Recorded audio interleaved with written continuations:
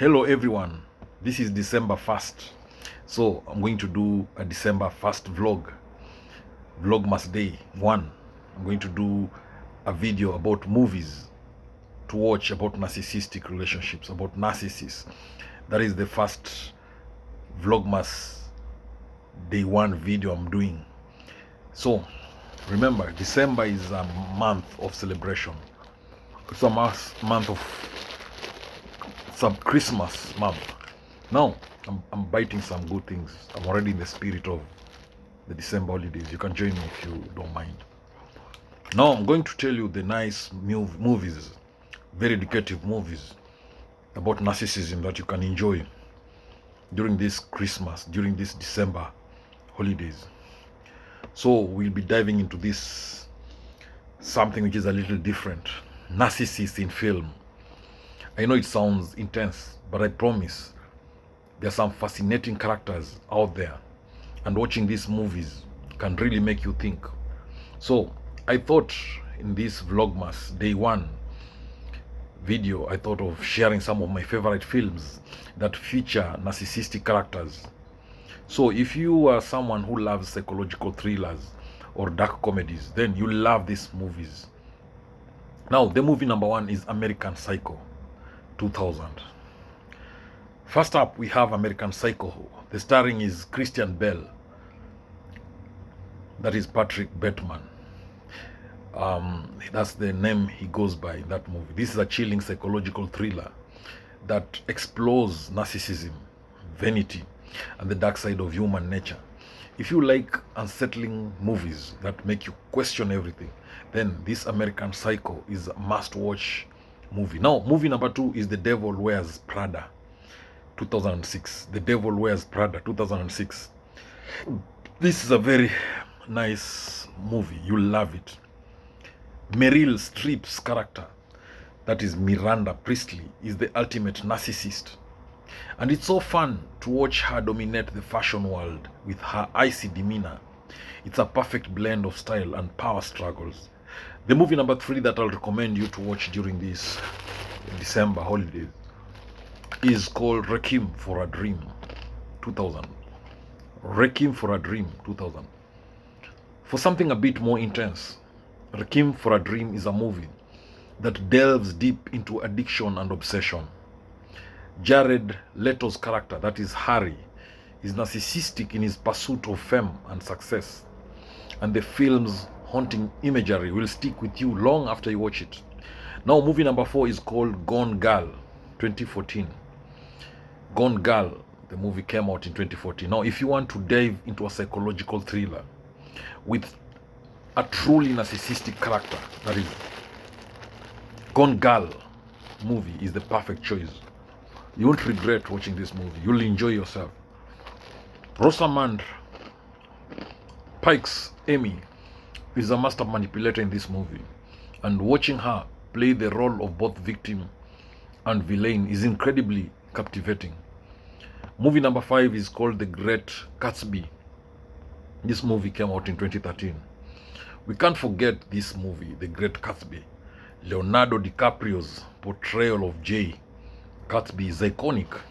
He's the ultimate narcissist in the sense that he's constantly living in the past and trying to recreate his idea of a perfect world. It's a visually stunning movie with a tragic twist. Don't miss that movie. Now, I've already told you about American Psycho 2000. That's a must-watch movie. I've told you about The Devil Wears Prada 2006. This comedy drama is a must-watch movie. I've told you about Gone Girl 2014. That's a must-watch movie. I've told you about Requiem for a Dream 2000. Now there's another movie called The Social Network 2010. It's a movie that came out in 2010. It's about the story of Mark Zuckerberg's rise to fame, filled with moments of narcissism and ambition. Then another movie is called To Die For. The movie came out in 1995. It's a dark comedy about a woman who will do anything to become a famous TV personality. The movie is called To Die For, 1995. Don't miss that movie. Now, wow, These things are delicious. Another movie that you can enjoy is called Nightcrawler, 2014. Lou Bloom is a sociopath with an obsessive drive to succeed as a crime scene videographer. So this is a movie that you will enjoy if you want movies that have narcissistic characters. Now, there's another movie called There Will Be Blood. The movie came out in 2007. Daniel Day-Lewis portrays a ruthlessly narcissistic oilman. Wow, this movie, you will learn a lot about narcissism. The other movie is called The Wolf of Wall Street, that came out in 2013. It's about the story of Jordan Belfort, a stockbroker who rises to wealth through corruption and narcissistic greed. Then there's another movie called Little Miss Sunshine, 2006. It's about a family comedy drama featuring a narcissistic and controlling father. Another movie that you can watch about narcissists is called Whiplash, that came out in 2014. It's about a jazz drummer's obsession with perfection and his toxic narcissistic mentor led to intense conflict. Now the other movie is called Sharp Objects, that came out in 2018. It's a TV series. Don't miss it. It's about a psychological thriller where narcissistic behaviors are central to family dynamics. Then the other movie is called Big Fish, that came out in 2003. It's about a son that deals with his narcissistic father's exaggerated life stories. Then there's the Tony Erdmann movie that came out in 2016. It's about a father's attempt to reconnect with his corporate daughter that reveals both their narcissistic traits. Then the other movie is called Don John, that came out in 2013. It's about a man's obsession with himself and his sex life ultimately leads to personal growth. There's another movie called Badman that came out in 2014. It's a washed up actor who struggles with ego, narcissism, and his own perceptions of success. The other movie is called The Intern, that came out in 2015. It's about Anne Hathaway, who plays a successful CEO exhibiting narcissistic tendencies in her corporate life. Then the other movie is called Mommy Dearest, that came out in 1981. It's about a famous Hollywood actress who becomes an example of narcissistic abuse and control. Then there's a movie called Swimming with Sharks that came out in 1994. It's about a young Hollywood assistant who deals with his narcissistic, tyrannical boss. Then there's a movie called A Star is Born that came out in 2018. It's about the destructive impact of fame and self-centeredness, which are central to this tragic love story. Then there's the movie called Narcissus and Goldmund that came out in 2010. It's a story about a narcissistic character's journey, intertwined with that of a more spiritual counterpart. Then there's a movie called Chinatown that came out in 1974. It's about a dark, complex film where power, corruption, and narcissism play key role. Now, the other movie is called The Bling Ring. That movie came out in 2013. It's a movie based on the true story of a group of teenagers who rob celebrity homes, driven by their own narcissistic desires. Then there's the movie called The Assistant that came out in 2019. It's about a young woman who works for a powerful Hollywood mogul who embodies narcissistic behaviors. Then there's a movie called Badlands that came out in 1973. It's a crime film about two young criminals with narcissistic tendencies inspired by true events. Then there's a movie called Monster that came out in 2003. It is the story of Eileen Wuornos, a prostitute whose narcissism leads to a tragic downfall. Then there's the movie called Lass and the Real Girl that came out in 2007. It's about a man's obsessive relationship with a doll that leads to self-reflection and understanding of narcissism. Then there's the movie called Her that came out in 2013. It's about a man's deep emotional attachment to an AI that reveals his narcissistic needs and loneliness. Then there's the movie called The Circle that came out in 2017. It's a tech company filled with narcissistic individuals whose obsession with social media becomes a metaphor for self-destruction. Then there's the movie called 1 Hour Photo that came out in 2002. It's a movie that's about a lonely photo technician's obsession with a family displays disturbing narcissistic traits. Then there's the movie called Clueless that came out in 1995. It's about a teen comedy featuring a rich, self-centered protagonist who is unaware of her own narcissism. Then there's the Truman Show movie that came out in 1998. It is the story of a man who's unknowingly the star of a TV show controlled by the narcissistic creator. Then there's the movie called 50 Shades of Grey that came out in 2015.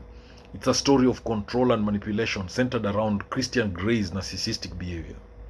Then there's the movie called Pulp Fiction that came out in 1994. It's a movie where Vincent Vega and other characters display narcissistic behaviors in their criminal lives.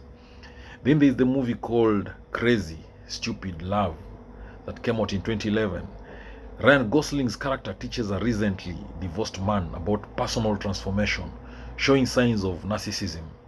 Then there's the movie called Prisoners that came out in 2013. A father's obsession with finding his daughter exhibits narcissistic traits in a suspenseful narrative. Then we have the movie called Zodiac that came out in 2007. It is the obsession of the Zodiac killer with fame and recognition mirrors narcissistic tendencies. Then there's a movie called The King's Speech in 2010. King George VI struggles with his sense of self, navigating narcissistic pressures that are placed on him. Then there's the movie called My Best Friend's Wedding. That's a movie that came out in 1997. A narcissistic woman's obsessive love for her best friend pushes her to disrupt his wedding. Then there's the movie called Thank You for Smoking that came out in 2005. This is a movie about a smooth-talking lobbyist whose charisma is powered by narcissism.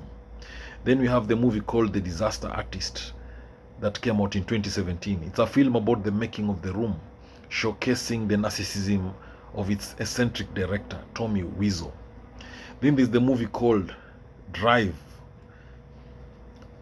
that came out in 2011.